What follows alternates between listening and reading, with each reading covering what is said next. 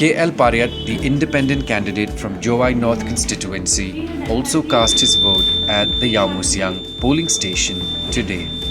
In an exclusive interview with DD News Meghalaya, Pariat remarked on the active participation of women voters. He expressed hope that the 6th schedule provisions would protect the customary laws and traditional values of the council. Kini election honusnem fair ka hagawal langam ginong ichimbanta ha ki election campaign ki bru kamta ar phale phangot ni gi ban gachno te kani mandaga h south ho yonga wara ya kalam me khana tip wata wa ini ki mdc would have jiri kamta maga hdc kal mem kre gi mem le gi bani wo ya da ya kani ka nangba ka ain sikshidu te kapsar kinong chong chnong le bon kim ne swedi gi liap anakatala em hi ka jingkar men wan chakman wata wa dawan gi man bai ki wakso ya ka ganja khamtam ni ka koryang ga bai wa